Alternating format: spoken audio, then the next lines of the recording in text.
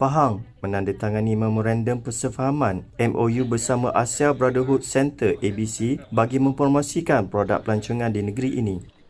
Pengerusi Jawatan Kuasa Pelancongan Kebudayaan, Alam Sekitar, Peladangan dan Komoditi Negeri Pahang, Yang Berhormat Datuk Seri Haji Muhammad Syakar Haji Syamsuddin berkata, negeri ini merupakan negeri pertama menjalin kerjasama dengan ABC selepas Thailand dan Indonesia.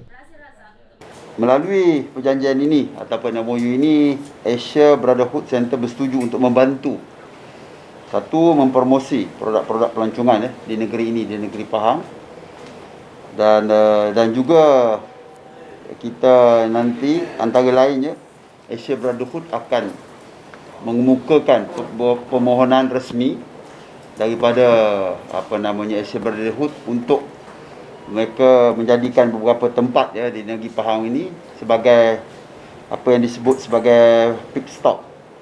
Beliau berkata demikian selepas menyaksikan majlis menandatangani memorandum persefahaman MOU antara Asia Brotherhood Centre dan Tourism Malaysia di Wisma Seri Pahang di Kuantan hari ini. Pihak Tourism Pahang diwakili oleh pengurus besarnya Yang Hormat Datuk Ishak Mokhtar, manakala Asia Brotherhood Centre diwakili pengerusinya Yang Berbahagia Datuk Seri Azmi Razil Razak dan turut dihadiri pengarah pejabat Kementerian Pelancongan, Seni dan Kebudayaan Malaysia, MOTEK Pahang, Yang Berhormat Datuk Haji Idrus Yahya. Beliau berkata, laluan ini akan melibatkan laluan-laluan kampung di mana ia secara tidak langsung ABC ini bertindak sebagai rakan kongsi dapat mempromosikan industri pelancongan setempat. Pit stop ni adalah merupakan tempat yang mana semua kelab-kelab pemotoran ini, kereta, sama ada motor dan sebagainya, mereka akan berhenti di situ.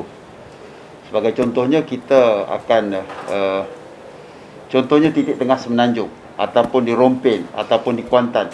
Jadi kita akan mencadangkanlah kepada Asia Brotherhood untuk mereka membukakan permohonan ni kepada siapa tu? Pada Majlis Tertinggi Malaysian Local Road. Majlis Tertinggi Malaysian Local Road.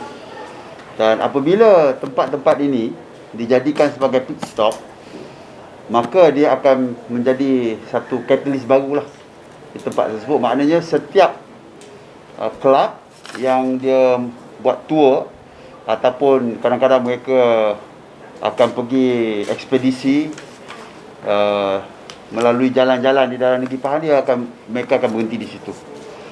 Ini adalah salah satu daripada caranya lah untuk kita mempromosi produk pelancongan kita, sama ada tempat tersebut atau agroturism ke kan, ataupun tempat tersebut bandar seperti di Kuantan ataupun